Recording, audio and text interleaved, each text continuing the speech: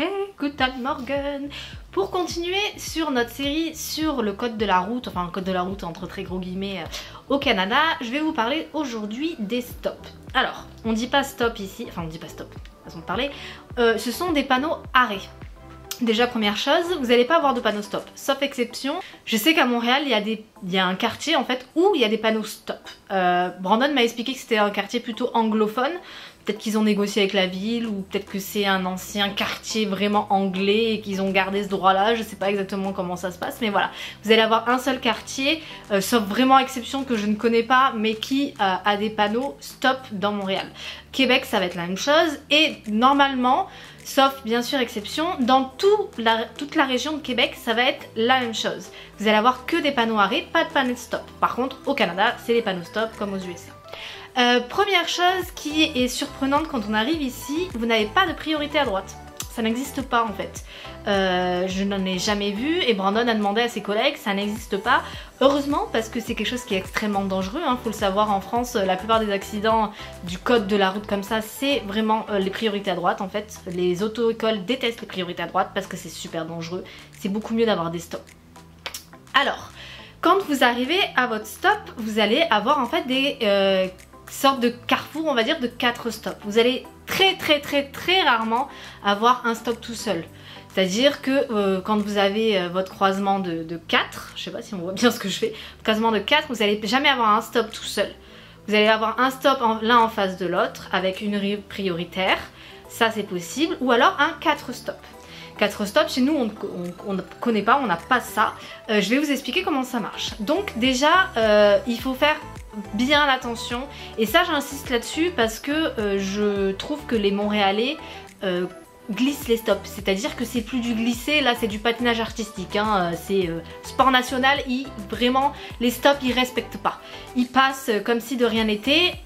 Faites super attention par rapport à ça, déjà parce que les flics ils n'aiment pas ça, hein, c'est logique, et surtout parce que souvent les 4 stops vous allez les avoir dans des zones résidentielles, dans des zones où il y a des habitations et tout, et à Montréal, et je pense dans d'autres villes, parce que c'est quand même assez typique américain ça, les enfants jouent dans les rues. C'est-à-dire que chez nous, on va avoir tendance à se mettre, à pas se mettre sur la route, on va se mettre plus sur les trottoirs ou dans les coins, etc. Les enfants ici font du skate sur la route, font du foot sur la route, font je sais pas, ils vont jouer au camion, etc. Ils jouent sur la route. Si vous ratez votre stop et le gamin il passe, bah en fait vous le tuez. Donc faites super gaffe, c'est pas une habitude qu'on va avoir là. Enfin, c'est pas une habitude qu'on va avoir l'habitude. Merci, Captain Obvious. Non, c'est pas une habitude que nous on va avoir de faire attention à ce genre de choses. Mais ici, il faut faire attention parce que bah, c'est hyper dangereux.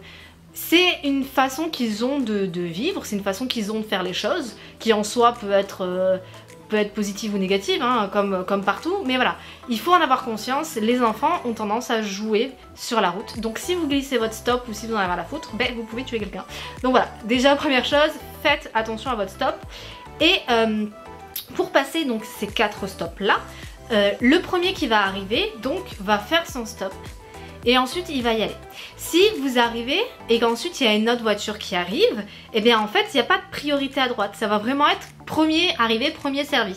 La première personne qui va arriver va faire son stop, elle va passer, la deuxième aussi, et ainsi de suite.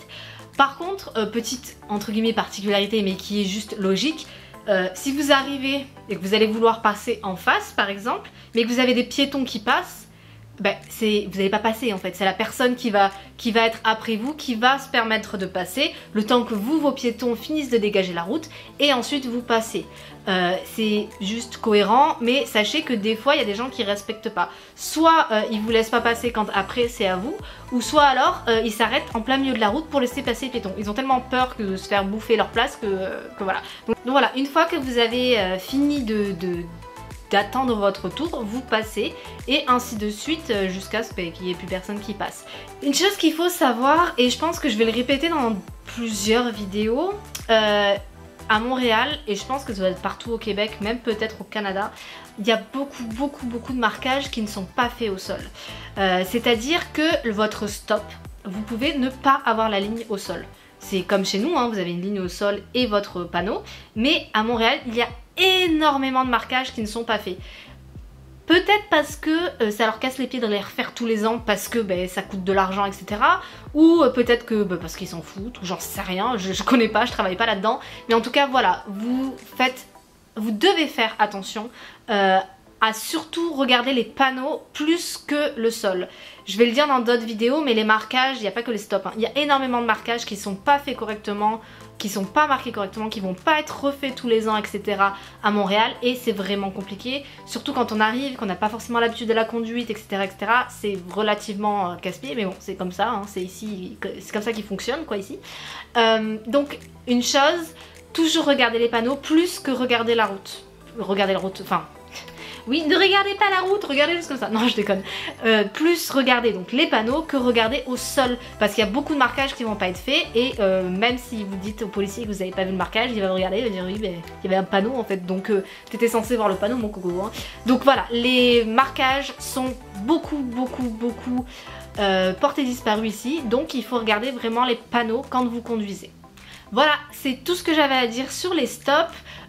Si vous avez d'autres choses à rajouter là-dessus, si j'ai dit des bêtises ou autre, mettez un commentaire pour me signifier ce que vous avez envie de me dire. Mettez un pouce en l'air, ça fait plaisir, ça veut dire que vous avez apprécié la vidéo.